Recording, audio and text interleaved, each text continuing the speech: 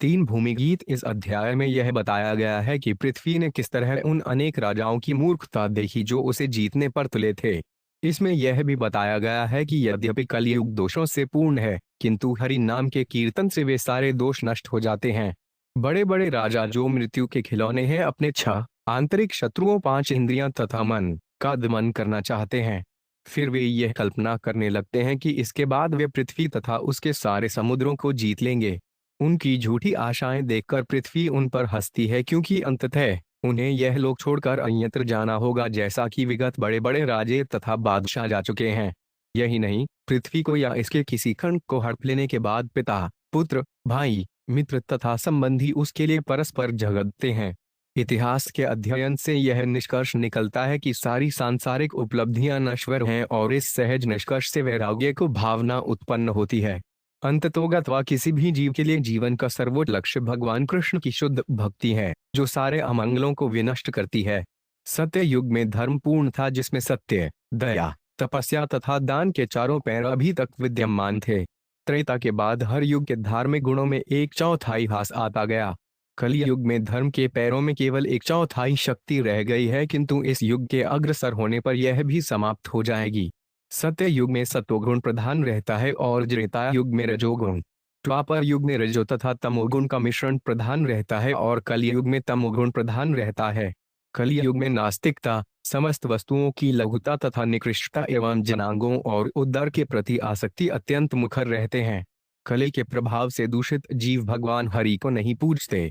यद्यपि भगवनाम का कीर्तन करने और उनकी शरण में जाने से सारे बंधन से छुटकारा मिल सकता है और परम गंतव्य की सहज प्राप्ति हो सकती है, किंतु यदि कलयुग में किसी तरह से बद्ध जीवों के हृदयों में भगवान प्रकट हो जाते हैं, तो इस युग में व्याप्त देश, काल तथा व्यक्ति के सारे दोष विनष्ट हो जाते हैं। कलयुग दोषों का सागर है, किंतु इसमें एक महान गुण है। कृष्ण नाम का कीर्तन करने से ही मनुष्य सारी भौतिक संगति से उद्धार पा लेता है और परब्रह्म को प्राप्त करता है। सत्य युग में जो कुछ ध्यान से, त्रेता में यज्ञ करने से तथा द्वापर में मंदिर पूजा से प्राप्त होता था, उसे कलयुग में केवल हरि कीर्तन द्वारा आसानी से प्राप्त किया जा सकता है। श्री शुक्र उवाच हृष्ठात्मनि जय व्यग्रानुपान सत्ति भूर्यम अहो विजिगीषन्ति मृत्युं क्रीडन कानुपा। एक।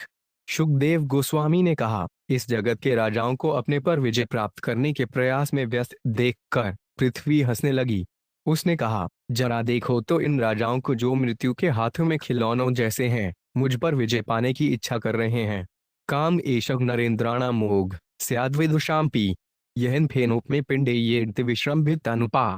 दो। मनुष्यों के महान शासक, यहाँ तक कि जो विद्वान भी हैं, भौतिक कामेच्छा के कारण हताशा तथा असफलता को प्राप्त होते हैं।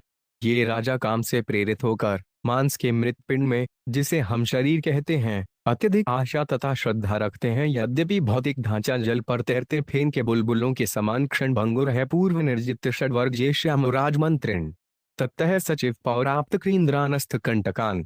तीन।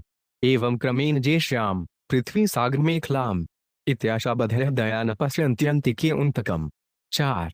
राजे तथा राजनीतिज्ञ यह कल्पना करते हैं, सर्वप्रथम मैं अपनी इंद्रियों तथा मन को जीतूंगा, फिर मैं अपने मुख्यमंत्रियों का दमन करूंगा और अपने सलाहकारों, नागरिकों, मित्रों तथा संबंधियों एवं अपने हाथियों के रखवालों रूपी कंटकों से अपने को मुक्त कर लूंगा।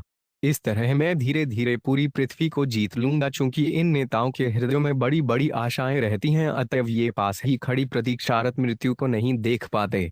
तात्पर्य, दृढ़ संकल्प राजनीतिज्ञ, तानाशाह तथा सैन्य प्रमुख आत्मानुशासन के साथ कठिन तप तथा त्याग करते हैं, जिससे शक्ति के लिए उनके लोभ की पूर्ति हो सके। तब वे समुद्र, स्थल, वायु तथा आकाश पर अधिकार करने के लिए बड़े बड़े राष्ट्रों को भिड़ा देते हैं। यद्यपि ये राजनीतिज्ञ तथा उनके अनुयायी शीघ्र ही काल का अवलित हो जाएंगे, क्योंकि इस जगत में जन्म तथा मृत्यु अपरिहार्य हैं, किंतु वे क्षणिक यश के लिए अपना उन्मादी संघर्ष जारी रखते हैं। समुद्रवर्णा जित्वा मां विशन्त्यधिमुजसा कियदात्मज सैतन मुक्तिरात्मजे फलम। 5। ये गर्वित राजागण मेरे तल पर सारी भूमि को जीत लेने के बाद समुद्र को जीतने के लिए बलपूर्वक समुद्र में प्रवेश करते हैं। भला उनके ऐसे आत्मसंयम से क्या लाभ, जिसका लक्ष्य राजनीतिक शोषण हो? आत्मसंयम का वास्तविक लक्ष्य तो आध्यात्मिक मुक्ति है, या विसृज्य मनवस्तत् सुताश्च कुरुद्वे गता यथाक्तां युद्धे तामाजेष्यन्ते बुद्धयः। 6। हे कुरुश्रेष्ठ, पृथ्वी आगे कहती है, यद्यपि भूतकाल में बड़े बड़े पुरुष तथा उनके वंशज इस संसार से मुझे छोड़कर उसी असहाय अवस्था में चले गए जिस रूप में इसमें आए थे, किंतु आज भी मूर्ख लोग मुझे जीतने का प्रयास कर रहे हैं। मत कृते पितृपुत्राणा भ्रातृणा चापे विग्रह जायते भास्ता राजे ममता बद्ध चित्साम। 7 मुझे जीतने के उद्देश्य से भौतिकतावादी लोग परस्पर लड़ते हैं। पिता अपने पुत्र का विरोध करता है और भाई एक दूसरे से झगड़ते हैं क्योंकि उनके हृदय राजनीतिक शक्ति पाने के लिए बद्धे रहते हैं। ममैवन्महि कृत्स्ननते मुड्ढेति वादीन स्पर्धमाना मिथुघ्नन्ति प्रियन्ते मत्कृतेनुपा। 8 राजनीतिक लोग एक दूसरे को ललकारते हैं, यह सारी भूमि मेरी है। अरे मूर्ख, यह तुम्हारी नहीं है। इस तरह वे एक दूसरे पर हमला करते हैं और मर जाते हैं। तात्पर्य, इस श्लोक में उस संसारी राजनीतिक मनोवृत्ति को उजागर किया गया है जिससे संसार में असंख्य विवादों को प्रोत्साहन मिलता है। उदाहरणार्थ, श्रीमद् भागवत के इसके समय छोटे से फाकलैंड द्वीप समूह के कारण अंग्रेजी तथा अर्जेंटीना की फौजें घमासान युद्ध कर रही हैं। वस्तुतः भगवान सारी भूमि के स्वामी हैं। निसंदेह ईश भावना भावित जगत में भी राजनीतिक सीमाएं पाई जाती हैं, लेकिन ऐसे ईश भावना भावित वातावरण में राजनीतिक तनाव बहुत हद तक दूर हो जाते हैं और सारे देशों के लोग एक दूसरे का स्वागत करते हैं और शांतिपूर्वक रहने के एक दूसरे के अधिकार का आदर करते हैं। पुथु पुरूर्वा गाधिनु शोभर्तोर्जुन मानधाता सग्रोराम खटवाड़ो धुंधुहा रघु नौ तृणबिंदुरयातिश्वशर्याति शंतनुर्ग भगीरथ कुवलयाश ककुत्स्थोनेश धोनरेग। 10 हिरण्यकशिपोर्वृत्रो रावणो लोक रावण नमुचे शंबरो भौमो हिरण्याक्षो 5 ठग तारक। 11 अनेच वैवो दर्त्या राजानो ये महेश्वरा सर्वे सर्वविद शूरा सर्वे सर्वजितोर्जिता। 12 ममतामय वर्तंत कृतवोचर मर्यधर्मेण कथावशेषा कालेन्हा कृतार्था कृता विभो। 13 पृथु पुरूर्वा गाधी नहुष भरत कार्तवीर्य अर्जुन मानधाता सगर राम खटवांग धुंधुहा रघु तृणबिंदु ययाति शर्याति शंतनु ज्ञ भगीरथ कुवलयाश्र ककुत्स्थ नैषध नृग हिरण्यकशिपु वृत्र सारे जग को रुलाने वाला रावण नमुची शंबर भौम हिरण्याक्ष तथा तारा के साथ साथ अन्य असुर तथा अयों पर शासन करने की महान शक्ति से युक्त राजे, ये सारे के सारे ज्ञानी शूर सबको जीतने वाले तथा अजय थे। तो भी हे सर्वशक्तिमान प्रभु, ये सारे राजा मुझे पाने के लिए गहन प्रयास करते हुए जीवन बिताते रहे, किंतु काल के अधीन थे जिसने सबों को मात्र ऐतिहासिक वृतांत बना दिया है। इनमें से एक भी स्थायी रूप से अपना शासन स्थापित नहीं कर सका। तात्पर्य, श्रील श्रीधर स्वामी के अनुसार तथा श्रील विश्वनाथ चक्रवर्ती ठाकुर द्वारा उसी की संपुष्टि के अनुसार यहाँ पर उल्लिखित राम अवतारी भगवान रामचंद्र नहीं है। पृथु महाराज को भगवान का अवतार माना जाता है जिन्होंने संपूर्ण पृथ्वी पर स्वामित्व का दावा करते हुए पार्थिव राजा के गुणों को पूरी तरह प्रकट किया, किंतु पृथु महाराज जैसे संत राजा पृथ्वी का नियंत्रण भगवान की ओर से करते हैं, जबकि हिरण्यकशिपु या रावण जैसे असुर पृथ्वी का दुरुपयोग अपनी निजी इंद्रिय तृप्ति के लिए करना चाहते हैं। फिर भी संत स्वभाव वाले राजाओं तथा असुरों, इन दोनों ही को यह पृथ्वी छोड़नी पड़ती है। इस तरह उनकी राजनीतिक सर्वश्रेष्ठता काल के वेग से निर्सित हो जाती है। आधुनिक राजनीतिक नेता न तो संपूर्ण पृथ्वी का अस्थायी रूप से नियंत्रण कर सकते हैं, न ही उनका ऐश्वर्य तथा उनको बुद्धि असीम है। अत्यंत खंडित शक्ति के स्वामी बनकर अल्प आयु को भोगते हुए और गहन बुद्धि से रहित ये आधुनिक नेता हताशा तथा कुनिर्दिष्ट आकांक्षा के प्रतीक हैं। कथाएं मास्ते कथिता मही ऐसा वित्ताय लोकेशु यशः परेयुषाम विज्ञान वैराग्य विवक्षया विभुवचो विभूतिं टु पारमार्थ्यम। 14 सुखदेव गोस्वामी ने कहा, हे बलशाली परीक्षित, मैंने इन सारे महान राजाओं की कथाएं तुमसे बतला दी जिन्होंने संसार भर में अपना यश फैलाया और फिर चले गए। मेरा असली उद्देश्य दिव्य ज्ञान तथा वैराग्य की शिक्षा देना था। राजाओं की कथाएं इन वृत्तांतों को शक्ति तथा ऐश्वर्य प्रदान करती हैं, लेकिन वे स्वयं ज्ञान के चरम पक्ष से युक्त नहीं हैं। तात्पर्य, चूंकि श्रीमद् भागवत की सारी कथाएं पाठक को दिव्य ज्ञान की पूर्णता प्रदान कराने वाली हैं, अतः वे राजाओं या अन्य संसारी विषयों के माध्यम से सर्वोच्च आध्यात्मिक शिक्षाएं देती हैं। कृष्ण के प्रसंग में सारी सामान्य कथाएं दिव्य बन जाती हैं जिनमें पाठक को जीवन की पूर्णता प्रदान करने की शक्ति होती है। अस्त्रितमः शलो गुणानुवाद सद्भीतेन भी शश्नमडुल्लगिं तमेव नित्यं शृणुयाद भीक्ष्णवान् कृष्णे डमला भक्तिं भीप्समान्। 105 जो व्यक्ति भगवान कृष्ण की शुद्ध भक्ति चाहता है उसे भगवान उत्तम लोक के यशनह पूर्ण गुणों की कथाएं सुननी चाहिए, जिनके निरंतर कीर्तन से सारे अमंगल विनष्ट हो जाते हैं। भक्तों को नियमित दैनिक सभाओं में ऐसे श्रवण में अपने को लगाना चाहिए और दिन भर इसी में लगे रहना चाहिए। तात्पर्य: चूंकि कृष्ण विषयक कोई भी कथा शुभ तथा दिव्य होती है, भगवान कृष्ण के अपने राजनीतिक तथा गैर राजनीतिक कार्यों का सीधा वर्णन निश्चय ही सुनने के लिए सर्वश्रेष्ठ विषय वस्तु है। यहाँ पर नित्यम शब्द कृष्ण कथाओं के नियमित अनुशीलन का सूचक है और अभिक्षय शब्द ऐसे नियमित आध्यात्मिक अनुभवों के निरंतर स्मरण का सूचक है। श्री राजोवाच केनोपायन भगवन् कल्यदोषांकलोजना विश्वभिष्यन्त्युपचितांस्तन में ब्रीहि यथा मुने। 16। राजा परीक्षित ने कहा, हे स्वामी, कलयुग में रहने वाले लोग किस तरह इस युग के संचित कल्मश से अपने को छुटा सकते हैं? हे महामुनि, यह मुझे बतलाएं। तात्पर्य: राजा परीक्षित दयालु साधु शासक थे। अत कलयुग के गहित गुणों के विषय में सुनने के बाद स्वभावतः उन्होंने पूछा कि इस युग में उत्पन्न लोग किस तरह इसमें निहित कल्मश से अपने को मुक्त करा सकते हैं। युगानि युग धर्माष्टमान प्रलयकल्पयो कालस्य स्वरूपस्य गति विष्णुर्महात्मन। 17। कृपया विश्व इतिहास के विभिन्न युगों, प्रत्येक युग के विशिष्ट गुणों, ब्रह्मांड स्थिति की अवधि तथा संहार एवं परमात्मा स्वरूप विष्णु के प्रत्यक्ष प्रतिनिधि काल की गति के बारे में बतलाएं। श्री शुकोक्वाच कृते प्रवर्ते धर्मश्चतुष्पाद निर्धुतः सत्यं दया तपोदान मिति पादा विभोनुप। 18। शुकदेव गोस्वामी ने कहा, हे राजा, प्रारंभ में सत्य युग में धर्म अपने 4 अक्षत पैरों से युक्त रहता है और उस युग के लोगों द्वारा सावधानी से धारण किया जाता है। शक्तिशाली शर्म के 4 पैर हैं, सत्य, दया, तपस्या तथा दान। तात्पर्य: जिस तरह 4 ऋतुएं होती हैं उसी तरह पृथ्वी के 4 युग होते हैं, जिनमें से प्रत्येक लाखों वर्षों तक चलता है। इनमें से पहला युग सत्य युग है, जिसमें दान जैसे सद्गुणों का प्राधान्य रहता है। यहाँ पर दान का प्रसंग आया है, जो वस्तुतः निर्भयता तथा अन्यों को स्वतंत्रता प्रदान करना है, किसी क्षणिक आनंद या राहत का भौतिक साधन प्रदान करना नहीं। कोई भी भौतिक दानी व्यवस्था अंततोगत्वा काल प्रवाह द्वारा कुचल दी जाएगी। इसलिए काल की पहुंच के परे अपने नित्य अस्तित्व का साक्षात्कार ही मनुष्य को निर्भय बना सकता है और भौतिक इच्छा से छुटकारा ही असली स्वतंत्रता है, क्योंकि इससे प्रकृति के नियमों के बंधन से छूटा जा सकता है। इसलिए असली दान तो लोगों में उनकी नित्य आध्यात्मिक चेतना को जागृत करने में सहायता करना है। धर्म को यहाँ पर विभु अर्थात शक्तिशाली कहा गया है, क्योंकि विश्वजनीन धार्मिक सिद्धांत स्वयं भगवान से भिन्न नहीं है और वे अंततः मनुष्य को भगवधाम ले जाने वाले हैं। यहाँ पर उल्लिखित गुण सत्य, दया, तपस्या तथा दान पवित्र जीवन के विश्वजनीन असांप्रदायिक पक्ष हैं। श्रीमद् भागवत के प्रथम स्कंद में धर्म का चौथा पांव स्वच्छता बतलाया गया है। श्रील विश्वनाथ चक्रवर्ती ठाकुर के अनुसार यह ज्ञान शब्द की वर्तमान संदर्भ में वैकल्पिक परिभाषा है। सनंतुष्टा, करुणामेत्रा, शांता दांता स्थितिक्षव, आत्मारामा समहशः प्रायश श्रम जना। 19। सत्य युग के लोग प्रायः आत्मतुष्ट, दयालु, सबों के मित्र, शांत, गंभीर तथा सहिष्णु होते हैं। वे अंतःकरण से आनंद लेने वाले, सभी वस्तुओं को एक सा देखने वाले तथा आध्यात्मिक सिद्धि के लिए सदैव उद्योगशील होते हैं। तात्पर्य: समदर्शन अर्थात समान दृष्टि का आधार है सारी भौतिक विविधता के पीछे तथा सारे जीवों के भीतर भगवान की अनुभूति।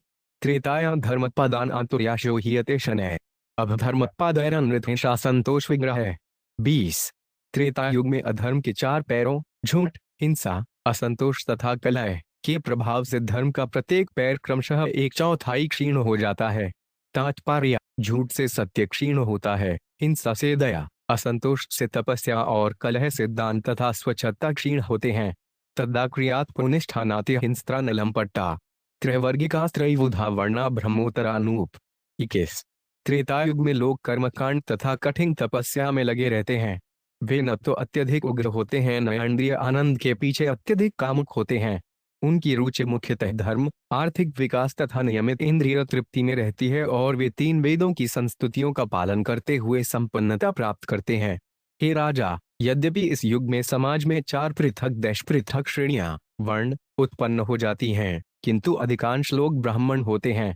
तप सत्य दानेश्वर स्वती द्वापरे हिंसा तुष्टयनृतद्विषयर्थर्मस्था धर्मलक्षण है। 22। द्वापर युग में तपस्या, सत्य, दया तथा दान के धार्मिक गुण अपने अधार्मिक विलोम अंशों असंतोष, असत्य, हिंसा तथा शत्रुता के द्वारा घटकर आस्थेय हो जाते हैं। यशस्विनो महाशीला, स्वाध्याय अध्ययन निरता, आध्या कुटुंबिनो हष्टावर्ण, क्षत्रद्विजोतरा। तेज द्वापर युग में लोग यश के भूखे तथा अत्यंत नेक होते हैं। वे वेदाध्ययन में अपने को लगाते हैं, प्रचुर ऐश्वर्य वाले होते हैं, बड़े बड़े परिवारों वाले होते हैं और जीवन का उच्चपूर्वक आनंद लूटते हैं। चारों वर्णों में से क्षत्रिय तथा ब्राह्मण ही सर्वाधिक संख्या में होते हैं। लौटु धर्मपदान आतुर्याशो 5 धर्म हेतु भी एश्रमान है क्षीयमाणो हांते सोटपे विनर्जयति। 24 कलियुग में धार्मिक सिद्धांतों का केवल एक चौथाई शेष रहता है और यह अवशेष भी अधर्म के सदैव बढ़ने के कारण लगातार घटता जाएगा और अंत में नष्ट हो जाएगा। तस्मिन् लुब्धा दुराचारा निर्दया शुष्कवैरिण दुर्भगा भूरितर शासन शूद्र दासोतरा प्रजा। 25 कलियुग में लोग लोभी, दुराचारी तथा निर्दयी होते हैं और वे बिना कारण ही एक दूसरे से लड़ते झगड़ते हैं। कलियुग के लोग अभागे तथा भौतिक इच्छाओं से त्रस्त होकर प्राय सभी शूद्र तथा बर्बर होते हैं। तात्पर्य इस युग में हम देख सकते हैं कि अधिकांश लोग श्रमिक, क्लर्क, मछुआरे, कारीगर या शूद्र वर्ग के अंतर्गत अन्य प्रकार के कर्मी हैं। प्रबुद्ध भगवत भक्तों तथा अनेक राजनीतिक नेताओं का सर्वथा अभाव है और स्वतंत्र व्यापारियों तथा किसानों का भी लोप हो रहा है, क्योंकि बड़े बड़े व्यापार के संगठन उन्हें लगातार अधीनस्थ कर्मचारियों में परिणत करते जा रहे हैं। पृथ्वी के विविध भागों में पहले से बर्बर तथा अर्धबर्बर लोग बसे हुए हैं, जिससे सारी स्थिति अत्यंत खतरनाक तथा धूमिल हो रही है। कृष्ण भावनामृत आंदोलन में वर्तमान निराशाप्रद स्थिति को सुधारने की शक्ति प्राप्त है। घोर कलियुग के लिए यही एकमात्र आशा है। सत्वं रजस्तम इति दृश्यन्ते पुरुषे गुणा काल सजलोदितास्ते वे परिवर्तन्त आत्मनि। 26 सत्तो रजो तथा तमोगुण जिनके रूपांतर पुरुष के मन के भीतर देखे जाते हैं, काल की शक्ति से गतिमान होते हैं। तात्पर्य इन श्लोकों में वर्णित चारों युग भौतिक प्रकृति के विभिन्न गुणों की अभिव्यक्तियां हैं। सत्य युग में भौतिक सत्वगुण अच्छाई का प्राधान्य होता है और कलियुग तमोगुण की प्रधानता को प्रकट करता है। श्रील विश्वनाथ चक्रवर्ती ठाकुर के अनुसार प्रत्येक युग में अन्य 3 युग युद्धागदा उपयुगों के रूप में प्रकट होते हैं। इस तरह सत्य युग में भी तमोगुणी राक्षस प्रकट हो सकता है और कलियुग में कुछ काल तक सर्वोच्च धर्म के सिद्धांत पल्लवित हो सकते हैं। जैसा कि श्रीमद् भागवत में वर्णन हुआ है, तीनों गुण सर्वत्र तथा सभी वस्तुओं में उपस्थित रहते हैं, लेकिन प्रधान गुण या गुणों का मेल किसी भौतिक घटना के सामान्य आचरण को निश्चित करता है। इसलिए प्रत्येक युग में तीनों गुण विभिन्न अनुपातों में पाए जाते हैं। अच्छाई, सत्य, काम, त्रेता तथा काम एवं अज्ञान, द्वापर अथवा अज्ञान कली द्वारा सूचित होने वाला युग विशेष अन्य युगों में भी पाया जाता है। प्रबंती यद्धा सत्वे मनोबुद्धीन्द्रियाणि च तद्दा कृत्युगौन विद्याज जाने तपसी यदृची। 27 जब मन, बुद्धि तथा इंद्रियां पूरी तरह से सत्वगुण में स्थित हैं, तो उस काल को सत्य युग समझना चाहिए। तब लोग ज्ञान तथा तपस्या में रुचि लेते हैं। तात्पर्य कृत शब्द का अर्थ है किया हुआ। इस तरह सत्य युग में सारे धार्मिक कृत्य ढंग से संपन्न किए जाते हैं और लोग आध्यात्मिक ज्ञान तथा तपस्या में पर्याप्त रुचि लेते हैं। यहाँ तक कि कलयुग में भी जो लोग सात्विक होते हैं, वे आध्यात्मिक ज्ञान के अनुशीलन तथा नियमित तपस्या करने में रुचि लेते हैं। यह दिव्य अवस्था उसके लिए संभव है जिसने यौन इच्छा को जीत लिया हो। यदा कर्मसु कामेषु भक्ति अंशसी देहिनाम तद्दा त्रेता रजो वृत्ति जानिहि बुच्द्वैमनु। 28 हे परम बुद्धिमान, जब बद्धजीव अपने कर्मों के प्रति समर्पित तो होते हैं किंतु उनमें बाह्य मनोभाव पाए जाते हैं और वे निजी प्रतिष्ठा की खोज करते हैं, तो तुम यह जान लो कि ऐसी स्थिति त्रेतायुग की है, जिसमें राजसिक कर्मों की प्रधानता होती है। यदा लोभस्त्व संतोषो मानो दंभो 5 मत्सर कर्मणा चापे कामयान आद्वाप्रान तद्रजस्तमय। 29 जब लोभ, असंतोष, मिथ्या अहंकार, दिखावा तथा ईर्ष्या प्रधान बन जाते हैं और साथ में स्वार्थपूर्ण कार्यों के लिए आकर्षण होता है, तो ऐसा काल द्वापर युग है, जिसमें रजो तथा तमोगुण के मिश्रण की प्रधानता होती है। यदा मायान ऋतान तंद्रा निद्रा हिंसा विधानम शोक मोह भय दैन्यान सकलस्तामस स्मृतः। 30 जब धोखा, कपट, झूठ, तंद्रा, निद्रा, हिंसा, विषाद, शौक, मोह, भय तथा दरिद्रता का बोलबाला होता है, वह युग कलियुग अर्थात तमोगुण का युग होता है।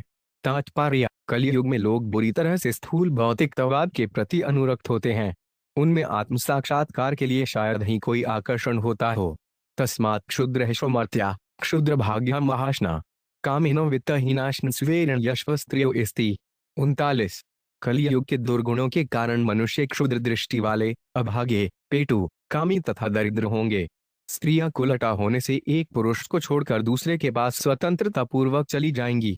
तात्पर्य: कलियुग में कुछ छठदा बुद्धिजीवी व्यक्तिगत स्वतंत्रता की खोज करने के कारण यौन मिश्रण का समर्थन करते हैं। वस्तुतः शरीर के साथ आत्मा की पहचान तथा आत्मा की बजाय शरीर में व्यक्तिगत स्वतंत्रता की खोज निरे अज्ञान तथा काम की दास्ता के चिन्ह है। जब क्रिया कुलय हो जाती हैं, तो शादी से काम की उपज के रूप में अनेक बच्चे उत्पन्न होते हैं। ये बच्चे प्रतिकूल परिस्थितियों में बढ़ते हैं, जिससे मनोरोगी, अनभिज्ञ समाज का जन्म होता है। इसके लक्षण पहले से सारे जगत में दिख रहे हैं। दस्युत्कुष्टा जनपदा भवेदा, पाषण्डक्षिता, राजानश्च प्रजाभक्षा, शिष्णोद्रपुरा द्विजा। 32। शहर चोरों से भरे होंगे, वेद नास्तिकों के द्वारा की गई मनमानी व्याख्या से दूषित किए जाएंगे, राजनीतिक नेता प्रजा का भक्षण करेंगे और तथाकथित पुरोहित तथा बुद्धिजीवी अपने पेट तथा जनांग के भक्त होंगे। तात्पर्य: बड़े बड़े शहर रात में असुरक्षित रहते हैं।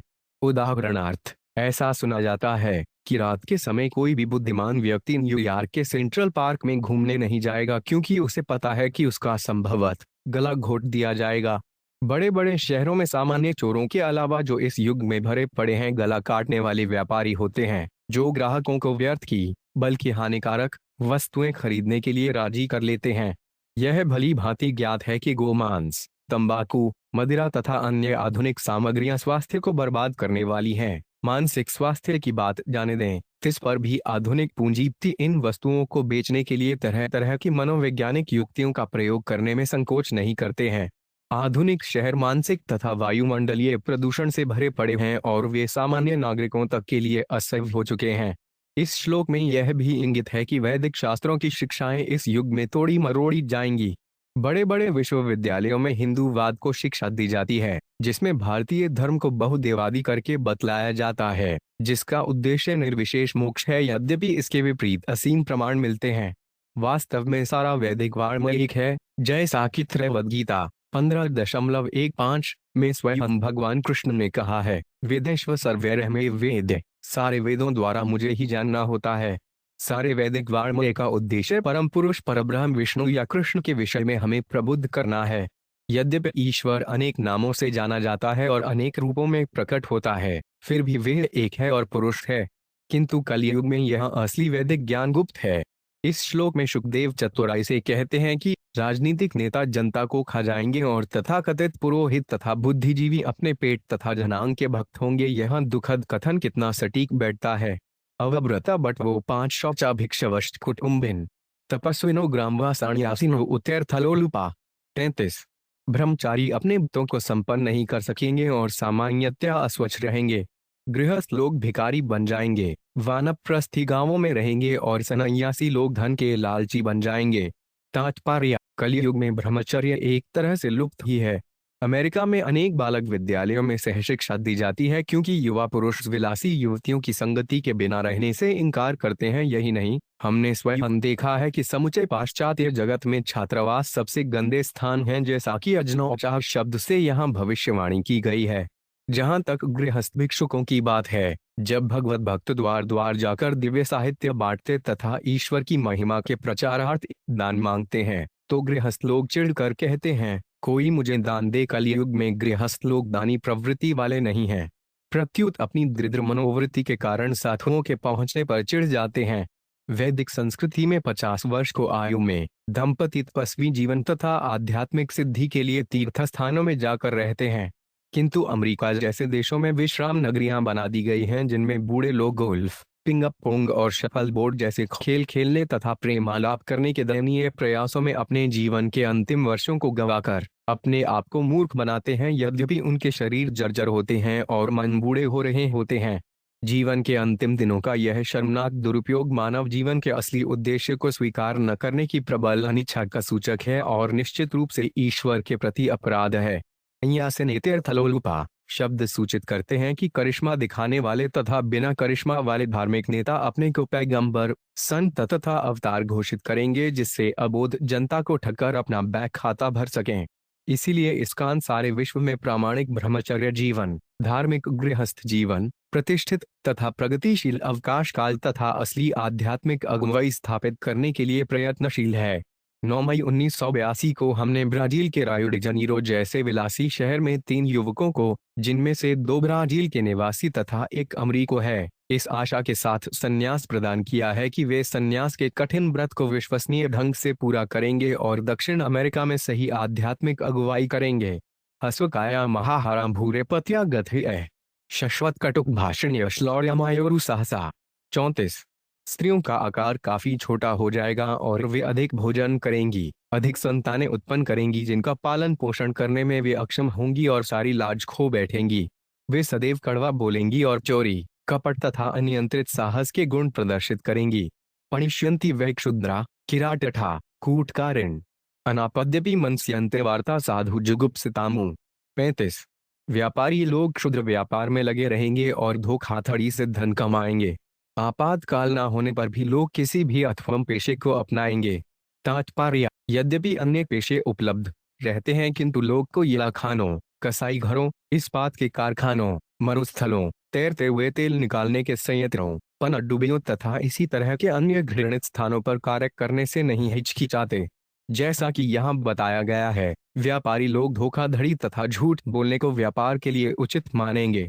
ये सभी कलयुग के लक्षण हैं। पतित्यक्षयन्ति निर्द्रव्यवान् भृत्या अपेक्षिलोत्तमम् भृत्यान् विपन्नम पतय कौलम गाश्चाभ्यस्विनी। 36 नौकर उस मालिक को छोड़ देंगे जिसकी संपत्ति नष्ट हो चुकी है, भले ही वे मालिक संत उत्कृष्ट आचरण का कलयु न हो। मालिक भी अक्षम नौकर को त्याग देंगे, भले ही वे नौकर पीढ़ियों से उस परिवार में कलयु न रहा हो। दूध न देने वाली गौओं को या तो छोड़ दिया जाएगा या मार दिया जाएगा। तात्पर्य, भारत में गाय को पवित्र माना जाता है, इसलिए नहीं कि भारत के लोग अंधविश्वासी भक्त हैं, अपितु इसलिए कि हिंदू अच्छी तरह समझते हैं कि गाय माता है। बचपन में हम सभी गाय के दूध से पले हैं, इसलिए गाय हमारी माताओं में से है। निसंदेह किसी की माता पवित्र होती है, अतएव हमें पवित्र गाय की हत्या नहीं करनी चाहिए। पितृभ्रातृ सुहज गयाति हित्वा सौत सौदा ननांदश्याल संवादा दीना स्त्रेना कलोनरा। 87 कलियुग में मनुष्य कंजूस तथा स्त्रियों द्वारा नियंत्रित होंगे।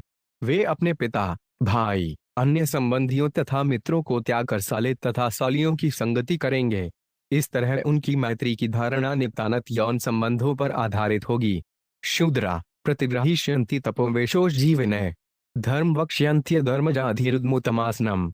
38 असंस्कृत लोग भगवान के नाम पर दान लेंगे और तपस्या का स्वांग रचाकर तथा साधु का वेश धारण करके अपनी जीविका चलाएंगे। धर्म न जानने वाले उच्च आसन पर बैठेंगे और धार्मिक सिद्धांतों का प्रवचन करने का ढोंग रचेंगे। तात्पर्य, यहाँ पर कुत्सित गुरुओं, स्वामियों, पुरोहितों इत्यादि का खुलकर वर्णन हुआ है। नित्य उद्विग्न मनसो टुर्भिक्षुकर कशिता निर्तन्न भूतले राजनन्ना दृष्टिभ्याटुरा। 39 वासो उनप्पा नशन विवाय स्नान भूषण है हीना पिशाच संदर्शा भविष्यन्ति कलो प्रजा। 40 कलियुग में लोगों के मन सदैव अशांत रहेंगे।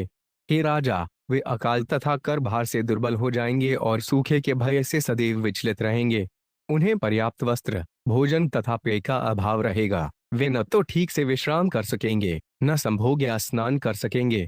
उनके पास अपने शरीरों को सुसज्जित करने के लिए आभूषण नहीं होंगे। वस्तुतः कलयुग के लोग धीरे धीरे पेशात्र दिखने लगेंगे। तात्पर्य, यहाँ पर वर्णित लक्षण पहले ही अनेक देशों में प्राप्त हैं और धीरे धीरे ये अन्य स्थानों में फैल जाएंगे जो अभक्ति तथा भौतिकतावाद में फंसे हुए हैं। कलौक काकिणी केन प्यर्थ विगुह्य त्यक्त सौदा त्यक्षन्ति च प्रियान प्राण हनिष्यन्ति स्वकान पी। 41 कलियुग में लोग कुछ ही सिक्कों के लिए शत्रुता ठान लेंगे। वे सारे मैत्रीपूर्ण संबंधों को त्याग कर स्वयं मरने तथा अपने ही संबंधियों को मार डालने पर उतारू हो जाएंगे। न रक्षयन्ति मनुजा स्थविर पित्रावशी पुत्रान भार्या च कुलजा क्षुद्रा शिष्णोद्रंभरा। 42 लोग अपने बूढ़े माता पिता, अपने बच्चों या अपनी समानीय पत्नियों की रक्षा नहीं कर सकेंगे।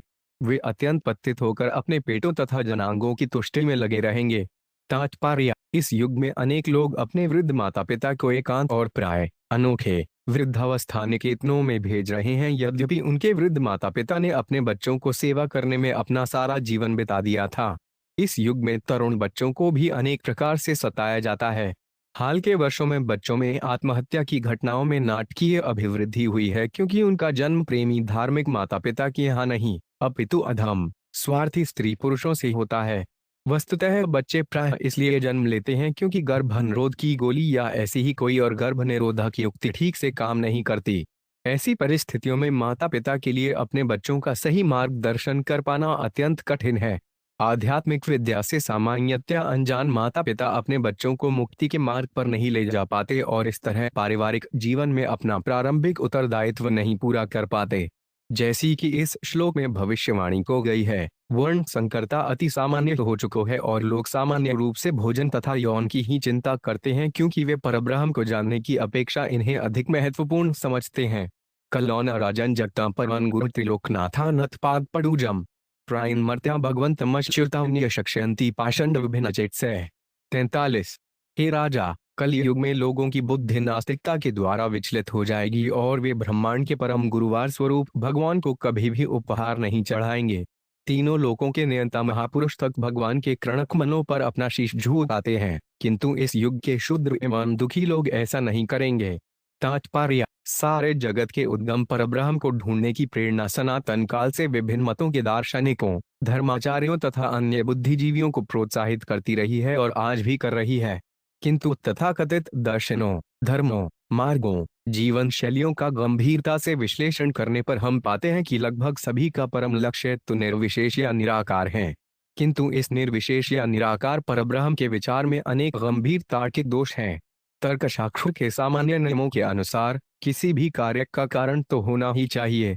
इसलिए जिसका व्यक्तित्व या कर्म ना हो वह सारे व्यक्तित्व तथा कर्म का उद्गम नहीं हो सकता।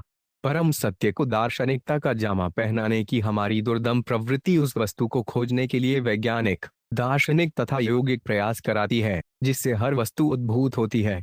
यह भौतिक जगत जो ऊपर से कार्य कारण का अनंत जाल प्रतीत होता है, निश्चित रूप से परब्रह्म नहीं है क्योंकि भौतिक पदार्थों का वैज्ञानिक परीक्षण हमें बताता है कि भौतिक शक्ति ही विभिन्न रूपों तथा अवस्थाओं में परिणत होती है। इसलिए कोई एक भौतिक सत्य अन्य सारी वस्तुओं का चरम स्रोत नहीं हो सकता।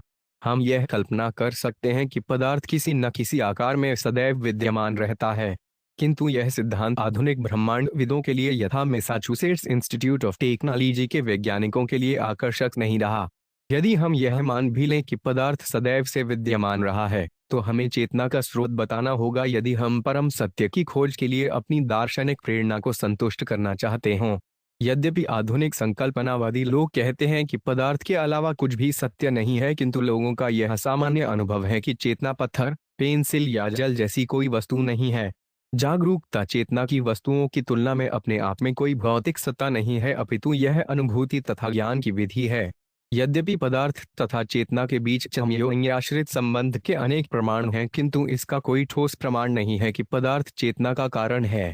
इस तरह यह सिद्धांत कि भौतिक जगत सदा से विद्यमान रहा है, अतएव यही परम सत्य है, न तो वैज्ञानिक रूप से न ही आंतरिक रूप से चेतना के स्रोत को बता पाता है, जबकि चेतना हमारे जीवन का सबसे मूलभूत असली पक्ष है।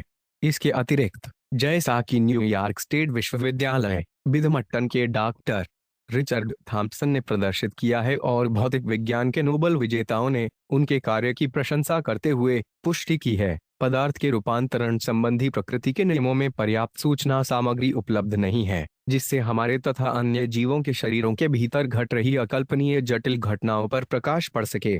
दूसरे शब्दों में, न केवल प्रकृति के भौतिक नियम चेतना के अस्तित्व का कारण बता सकने में असफल रहे हैं, अपितु वे जटिल जैविक स्तर पर भौतिक तत्वों की पारस्परिक प्रक्रिया का स्पष्टीकरण करने में भी असमर्थ हैं। पाश्चात्य देशों के प्रथम महान दार्शनिक सोक्रेटिस भी यांत्रिक सिद्धांतों के आधार पर अंतिम कार्य कारण स्थापित करने के प्रयासों पर हताश थे। सूर्य की किरणों की तपन तथा चमक यह प्रत्येक बुद्धिसंगत मनुष्य को संतोष दिलाती है कि इन किरणों का स्रोत सूर्य कोई अंधकारपूर्ण ठंडा मंडल नहीं, अपितु असीम तपन तथा प्रकाश का आगार है। इसी तरह सृष्टि में व्यक्ति तथा उसकी चेतना के अनेक उदाहरण यह दिखाने के लिए पर्याप्त हैं कि चेतना तथा साकार आचरण का कोई असीम आगार है। ग्रीक दार्शनिक प्लेटो ने अपने वार्तालाप फिलेबस में तर्क किया था कि जिस प्रकार हमारे शरीर के भौतिक तत्व ब्रह्मांड में विद्यमान भौतिक तत्वों के विशाल आगार से उद्धृत किए जाते हैं, उसी तरह हमारी तर्क संगत बुद्धि भी ब्रह्मांड में विद्यमान महान सृष्टियात्मक बुद्धि से प्राप्त की जाती है और यह परम बुद्धि विश्व स्रष्टा भगवान ही है। दुर्भाग्यवश कलयुग में अनेक प्रमुख विचारक इसे नहीं समझ सकते और वे उलटे इस तथ्य से इनकार करते हैं कि हमारी निजी चेतना का स्रोत परम सत्य भी चेतना तथा रूप रखता है। यह उतना ही तर्कपूर्ण है जितना यह कहना कि सूर्य शीतल और अंधकारमय है। कलयुग में कई लोग सस्ते तर्क प्रस्तुत करते हैं कि यदि ईश्वर के शरीर या व्यक्तित्व है तो इससे वे सीमित हो जाता है। तर्क के इस असफल प्रयास में एक योग्य शब्दावली व्यापक दृष्टि में गलत और पर प्रस्तुत की जाती है। हमें वास्तव में यह कहना चाहिए, यदि ईश्वर के ऐसा भौतिक शरीर अथवा भौतिक व्यक्तित्व उन लोगों की भांति होता जिसका हमें अनुभव है तो वे सीमित होगा। भगवद गीता, श्रीमद् भागवत तथा अन्य वैदिक ग्रंथ हमें शिक्षा देते हैं कि परब्रह्म का दिव्य रूप तथा व्यक्तित्व असीम है। स्पष्ट है कि सचमुच ही अनंत होने के लिए ईश्वर को न केवल मात्रा की दृष्टि से अपितु गुणात्मक दृष्टि से असीम होना चाहिए। दुर्भाग्यवश हमारे मशीनी तथा औद्योगिक युग में हम अनंतता को मात्रात्मक रूप में परिभाषित करते हैं। इस तरह हम व्यक्ति के गुणों को अनंतता में उसका आवश्यक पक्ष नहीं देख पाते। दूसरे शब्दों में ईश्वर में असीम सौंदर्य, असीम धन, असीम बुद्धि, अनंत रूप, अनंत करुणा, अनंत क्रोध इत्यादि होने चाहिए। अनंत परम है और यदि इस संसार में किसी दृश्य वस्तु का किसी कारण परम की हमारी इस धारणा में समावेश नहीं है तो वह धारणा किसी सीमित पदार्थ की है, अनंत की बिल्कुल नहीं। केवल कलयुग में दार्शनिक जनवरी इतने मूर्ख हैं कि वे ईश्वर की परिभाषा भौतिकतावादी सापेक्ष विधियों से बड़े गर्व से करते हैं और अपने को प्रबुद्ध चिंतक घोषित करते हैं। हमारा मस्तिष्क कितना ही बड़ा क्यों ना हो, हमें उसे भगवान के चरणों पर रखने की सामान्य बुद्धि होनी चाहिए। अनामधेयन प्रियमाण आतुरः पतन स्खलन व विवशो गृह्णन पुमान विमुक्त कर्मार्गल उत्तमा गति प्राप्नोति यक्षयंती नता उनका लौजना। 44। मरने वाला व्यक्ति भयभीत होकर अपने बिस्तर पर गिर जाता है। यद्यपि उसकी वाणी अवरुद्ध हुई रहती है और उसे इसका बोध नहीं रहता कि वह क्या कह रहा है, किंतु यदि वह भगवान का पवित्र नाम लेता है तो कर्मफल से मुक्त हो सकता है और चरम गंतव्य को प्राप्त कर सकता है। किंतु तो भी कलयुग में लोग भगवान की पूजा नहीं करेंगे। तात्पर्य, आप घोड़े को नदी के पास तो ले जा सकते हैं किंतु आप उसे पानी पीने को बाध्य नहीं कर सकते। पुंसकलीकृतान दोषान द्रव्यदेशात्म संभवान सर्वान हरति चित्तस्थो भगवान पुरुषोत्तम। 45। कलयुग में वस्तुएं, स्थान तथा व्यक्ति सभी प्रदूषित हो जाते हैं किंतु भगवान उस व्यक्ति के जीवन से ऐसा सारा कल्मश हटा सकते हैं जो अपने मन के भीतर भगवान को स्थिर कर लेता है। श्रुतः सर्जितो ध्यात पूजितश्चातो 5 पिवा नृणाधुनोति भगवान है स्थो जन्मायुता शुभम। 46। यदि कोई व्यक्ति हृदय के भीतर स्थित परमेश्वर के विषय में सुनता है, उनकी महिमा का गान करता है, उनका ध्यान करता है, उनकी पूजा करता है या परमेश्वर का अत्यधिक आदर करता है तो भगवान उसके मन से हजारों जन्मों से संचित कल्मश को दूर कर देते हैं। यथा हिमने स्थितो वह निर्दृढ़ हंति धातुजम एवमात्मा तो विष्णु योगी नाम शुभाष्यम। 47। जिस तरह सोने को गलाने पर अग्नि अन्य धातुओं की रमनच मात्र उपस्थिति से उत्पन्न बदरंग को दूर कर देती है, उसी तरह हृदय के भीतर स्थित भगवान विष्णु योगियों के मन को शुद्ध कर देते हैं। तात्पर्य, भले ही कोई व्यक्ति योग प्रणाली का अभ्यास करता हो किंतु उसकी वास्तविक आध्यात्मिक प्रगति हृदय के भीतर स्थित भगवान की कृपा के कारण होती है। यह उसको तपस्या तथा ध्यान का प्रत्यक्ष फल नहीं होता। यदि कोई मूर्खतावश योग के नाम पर गर्वित हो तो उसका आध्यात्म के पद हास्यास्पद बन जाता है। विद्यात पहत्राण निरोध में त्रितीर्थाभिषेक अवतदान जपे नात्यंत शुदिंद्र लब्धेन्तरात्मा यथा हृदय स्थे भगवत्यनंते। 48। देव पूजा, तपस्या, प्राणायाम, दया, तीर्थ स्नान, कठिन व्रत, दान तथा विविध मंत्रों के उच्चारण से मनुष्य के मन को वैसी परम शुद्धि प्राप्त नहीं हो सकती जैसी कि हृदय के भीतर अनंत भगवान के प्रकट होने पर होती है। तस्मात् सवात्मना राजनहदिस्थान कुरुकेश्वरम प्रियमाणो हावहे तस्ततो यासि परागतिम। 49। इसलिए हे राजा, अपनी शक्ति भर अपने हृदय में परम भगवान के शव को स्थिर करने का प्रयास करो। यह एकाग्रता भगवान पर बनाए रखो और अपनी मृत्यु के समय तुम निश्चित रूप से परम गंतव्य को प्राप्त करोगे। तात्पर्य, यद्यपि भगवान हर एक जीव के हृदय में सदैव रहते हैं किंतु हृदय स्थान कुरुकेशवम शब्द सूचित करते हैं कि हर एक को भगवान की उपस्थिति हृदय में अनुभव करनी चाहिए और हर क्षण इस जागरूकता को बनाए रखना चाहिए। परीक्षित महाराज इस संसार को त्यागने वाले थे और वे अपने गुरुवार शुकदेव गोस्वामी से अंतिम उपदेश प्राप्त कर रहे थे। राजा के आमसमन प्रयाण की दृष्टि से यह श्लोक विशेष महत्व रखता है। प्रियमान्यर्भिधेयो भगवान परमेश्वर आत्मभावान्नयत्यड्डु सर्वात्मा सर्वसनश्रय। 50। हे राजा, भगवान परम नियंता हैं। वे परमात्मा हैं और सारे प्राणियों के परम आश्रय हैं। मरणास्तन लोगों के द्वारा ध्यान किए जाने पर वे उन्हें अपना नित्य आध्यात्मिक स्वरूप प्रकट करते हैं। कल्लेदोष निधे राजनस्ति होक महान गुण कीर्तनादेव कृष्ण से मुक्त सठ भय पर अनबृजतु। 51। हे राजन, यद्यपि कलयुग दोषों का सागर है, फिर भी इस युग में एक अच्छा गुण है। केवल हरे कृष्ण महामंत्र का कीर्तन करने से मनुष्य भवबंधन से मुक्त हो जाता है और दिव्य धाम को प्राप्त होता है। तात्पर्य: इस कलयुग के असंख्य दोषों का उल्लेख करने के बाद शुकदेव गोस्वामी अब उसके एक अच्छे पक्ष का उल्लेख करते हैं। जिस तरह एक शक्तिशाली राजा असंख्य चोरों को मार सकता है, उसी तरह एक आध्यात्मिक सद्गुण इस युग के सारे कल्मश को नष्ट कर सकता है। इस पतित युग में हरे कृष्ण कृष्ण कृष्ण हरे हरे, हरे राम राम राम हरे हरे कीर्तन करने के महत्व का अनुमान लगा पाना असंभव है। कृते यद्धयाय तो विष्णु त्रेताया यज तो मरते द्वापरे परिचर्याया कलौतधरि कीर्तनात्। 52। जो फल सत्य युग में विष्णु का ध्यान करने से, त्रेता युग में यज्ञ करने से तथा द्वापर युग में भगवान के चरण कमलों की सेवा करने से प्राप्त होता है, वहीं कलयुग में केवल हरे कृष्ण महामंत्र का कीर्तन करके प्राप्त किया जा सकता है। तात्पर्य: ऐसा ही श्लोक विष्णु प्रसन्न 6 फरवरी 17 में और पद्मयुयाण उत्तरखंड 72.25 तथा बहनार्दीय पुराण 38.97 में भी पाया जाता है। ध्यान कृते यजन्यगे खेताया द्वाप्रेचे निदाप्नोति तदाप्नोति कलौ संकीर्ते केशवम। सत्य युग में जो ध्यान के द्वारा, त्रेता में यज्ञ करने से तथा द्वापर में कृष्ण के चरण कमलों की पूजा से प्राप्त किया जाता है, उसे कलयुग में भगवान केशव के नाम कीर्तन द्वारा प्राप्त किया जाता है। श्रील जीव गोस्वामी ने कलयुग में लोगों की पतित अवस्था के विषय में ब्रह्मवैवर्त पुराण से उदाहरण दिया है। अतः कलौ तपोयोग विद्या यज्ञादिका क्रिया संज्ञा भवंती न कृता कुशलैर्पिदिः भी। इस तरह कलयुग में अत्यंत दक्ष देहधारी आत्माओं द्वारा भी तप, योग, ध्यान, अर्चा, पूजन, यज्ञ के साथ साथ अन्य गौण कार्यों का अभ्यास ठीक से नहीं चल पाता। श्रील जीव गोस्वामी ने इस युग में हरे कृष्ण कीर्तन की आवश्यकता के विषय में स्कंद पुराण के चातुर्मास महात्म्य का भी उदाहरण दिया है तथा चावोत्तम लोके तपः श्री हरि कीर्तन कलियों युगे विशेषेण विष्णु प्रीते समाचरेत। इस तरह इस जगत में जो सर्वाधिक पूर्ण तपस्या की जानी है, वे श्री हरि के नाम का कीर्तन है। विशेष रूप से कलयुग में संकीर्तन द्वारा भगवान विष्णु को प्रसन्न किया जा सकता है। निष्कर्ष यह निकला कि सारे संसार में हरे कृष्ण मंत्र का कीर्तन करने के लिए लोगों को प्रेरित करने हेतु व्यापक प्रचार की आवश्यकता है, जिससे मानव समाज को कलयुग के भयावह समुद्र से बचाया जा सके। इस प्रकार श्रीमद्भागवत के 12वें स्कंद के अंतर्भूमि गीत नामक तृतीय अध्याय के ऑल भक्ति वेदांत स्वामी प्रभुपाद के विनीत सेवकों द्वारा रचित तात्पर्य पूर्ण हुए।